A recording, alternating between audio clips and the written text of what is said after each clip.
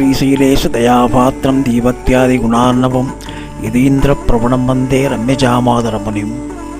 லக்ஷ்மீநாத சமாரம்பாம் நாதயாமுன மத்தியமாம் அஸ்மதாச்சாரிய பர்யந்தாம் வந்தே குரு பரம்பராம். யோ நித்யமச்சுதபதாம்புஜ யுக்மருக்ம வியாமோகதஸ்ததிதராணி துநாயமேனே அஸ்மத்குரோர் பகவதோஸ்ய தேக சிந்தோஹோ ராமானுஜஸ்ய சரணௌ சரணம் பிரபத்யே. மாதாபிதா யுவதயஸ்தனயாः விபூதி சர்வம் விதேவ நியமேன மதன்மயானாம் ஆத்யஸ்தனக் குலபதேர் பகுலாபிராமம் ஸ்ரீமத்பதங்கிரீகுணம் பிரணமாமி மூர்த்ரா. பூதம் சரஸ்ஸ மகதாவிய பட்டநாத ஸ்ரீ பக்திசார குலசேகர யோகிவாகான் பக்தாங்கிரேணு பனகார இதீந்திரமிஷ்ணான் ஸ்ரீமத் புராங்குசமுனிம் புனதோஸ்மி நித்யம். சகல வேதாந்த சாரார்த்த பவோன்னாசியம் விபல பாதுல கோத்ரோத்பவானாம்பரம் ருச்சிரஜாமாத்ரு யோகீந்த பாதாஸ்ரயம் வரதநாராயணம் மத்குரும் சமஸ்ரயே. ஸ்ரீரங்காரி குரோபித்தும் தீசமாதி குணாண்டவம் ஸ்ரீனிவாச குரும் வந்தே வேதாந்த தேஸ்வாரதம். ஸ்ரீரங்க மங்களம் நிதிம் கருணாநிவாசம் ஸ்ரீ வேங்கடாத்ரி சிகராலய காளமேகம் ஸ்ரீஹஸ்திசைல சிகுரோத்பல பாரிஜாதம் ஸ்ரீசம் நமாமி சரசா யதுசீல தெய்வம். ஞானானந்தமயம் தேவம் நிர்மல ஸ்படிகாக்கிருதிம் ஆதாரம் சர்வவித்யானாம் ஹயக்ரீவம் உபாஸ்மயே. யஸ்ய ஸ்ரீ ஹனுமான் அனுக்கிரக பராத்தீர்ணாம் புதல்லீலயா லங்காம் பிராப்பரிஷாம் ராமதயிதாம் வங்பாவனம் ராட்சசான் அக்ஷாதின் வினிஹத்ய வீக்ஷதசகம் தக்பாபுரிம் தாம்புனா வீரணாப்தி கவிபரிதோ யமனமத்தம் ராமச்சந்திரம் பஜே. 1000 ஆண்டுகளை கடந்து நம்மை நல்வழிப்படுத்துவதற்காகவும் நாம் உய்ய ஒரு வழியை காட்டுவதற்காகவும் நம்மை ரட்சிப்பதற்காகவும் நம்மிடையே தெய்வமாக இருக்கிறார் நமது ஜெகதாச்சாரியன். தற்போது பூர்த்தி 1000 வருடங்கள்.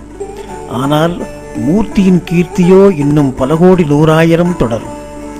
அதுதான் ஜெகதாச்சாரியனுடைய மாபெரும் சிறப்பு. இந்த ஜெகத்துக்கே ஆச்சாரியர் அவர்.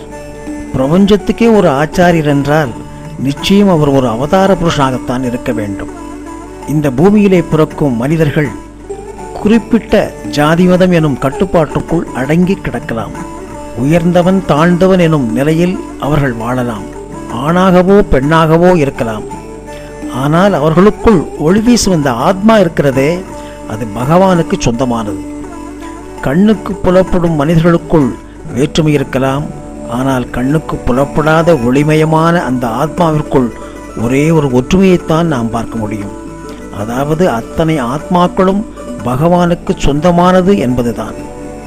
ஆகவே பகவானுக்கு சொந்தமான இந்த ஆத்மாவுக்குள் எந்த வேறுபாடும் இருக்க முடியாது.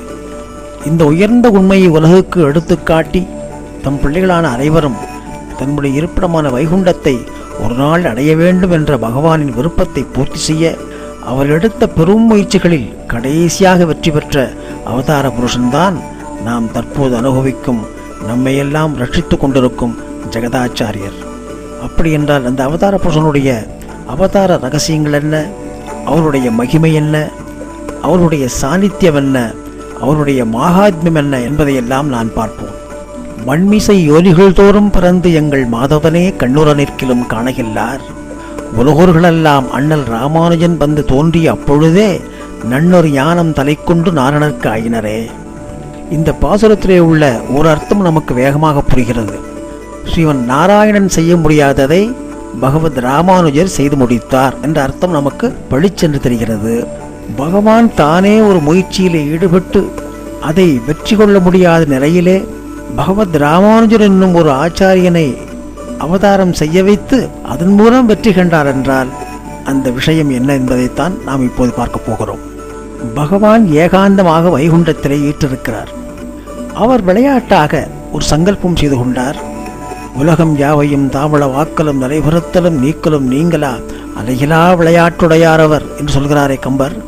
அப்பேற்பட்ட அந்த பகவான் ஒரு விளையாட்டாக ஒரு சங்கல்பத்தை பண்ணிவிட்டார். அதன் விளைவாக இந்த பிரபஞ்சம் சிருஷ்டிக்கப்பட்டது. பஞ்சபூதங்களை படைத்தான். செடி கொடிகளை எல்லாம் அவர் படைத்தார். அதன் பின்னாலே மலைகள், காடுகள், அங்கே நீர்நிலைகள், பின்னாலே விலங்குகள், தேவர்கள், அசுரர்கள், மனிதர்கள் வரை அவர் படைத்து விட்டார். விலங்குகள் வரை அவர் படைத்தாரே, அது வரைக்கும் அவருக்கு எந்த விதமான தலைவலி கிடையாது. ஆனால் தேவர்கள், அசுரர்கள், மனிதர்கள் என்று 6 அறிவு உள்ள ஜீவராசிகளை படைத்தாரே, அப்போதுதான் அவருக்கு உண்மையாக தலைவலியே ஆரம்பித்து விட்டது. ஏனென்றால் விலங்குகள் எல்லாம் இயற்கையாக ஒரு குணங்களை கொண்டிருக்கின்றன. அந்த குணங்களை மீறி அவைகளால் எந்த விதமான தவறுகளும் செய்ய முடியாது. ஆனால் இந்த ஆறறிவை படைத்தானே பகவான், எதற்காக படைத்தான்?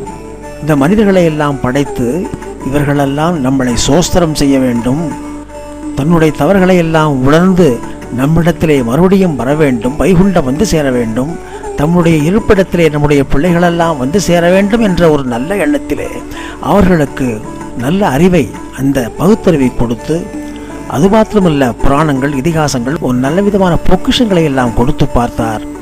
ஆனால் அதிலே அவர் வெற்றி கொள்ள முடியவில்லை. இதற்காக பகவான் என்ன செய்தார் என்றால், தம்முடைய இருப்பிடத்திலே இருக்க முடியாமல் கீழே 5 நிலைகளுக்கு இறங்கி வந்தார். பரத்வம், வியூகம், விபவம், அந்தவியாமித்துவம், அர்ச்சை எனும் 5 நிலைகளிலே இறங்கி வந்தார்.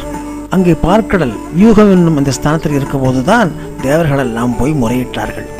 ராவணனை இம்சிக்கிறான், ஹிரண்யகசிபு இம்சிக்கிறான், ஏதாவது வந்து எங்களுக்கு உதவுங்கள் என்று தேவர்களெல்லாம் முறையிடுகிறார்கள். அதெல்லாம் அங்கே வியூகம் என்னும் பார்க்கடல்லே பார்த்தார். இந்த ஸ்தானத்திலே நம்ம இருக்க முடியாது, இன்னும் கீழே இறங்க வேண்டிதான் என்ற ஒரு நிலை வந்து, அதற்கு பின்னாலே விபவம் என்று சொல்லக்கூடிய பலவிதமான அவதாரங்களை எல்லாம் எடுக்கிறார். பரித்ராணாய சாதுனா விநாசாய நிஷ்கிருதாம் தர்ம சம்ஸ்தாபனார்த்தாய சம்பவாமி யுகே யுகே என்று சொல்லக்கூடிய சாதுக்களை ரட்சிப்பதற்காகவும், பகைவர்களை அழிப்பதற்காகவும், தர்மத்தை நிலைநாட்டுவதற்காகவும் யுகம் யுகமாக நான் அவதரிப்பேன் என்று சொல்லிக்கொண்டு அப்படியெல்லாம் அவதாரம் பண்ணி பார்த்தார். கிருஷ்ணாவதாரத்திலே துரியோதனுக்கு முன்னாலே போய் நிற்கிறார். போய் நின்ன உடனே அவனுக்கு ஏதாவது பக்தி வருதா, பகவான் என்கிற அந்த உணர்வாது அவனுக்கு இருக்கிறதா, கொஞ்சமாவது பயம் இருந்ததா? ஒன்றும் கிடையாது. துச்சாதனன் கண்டபடி பேசுகிறான் பகவானை.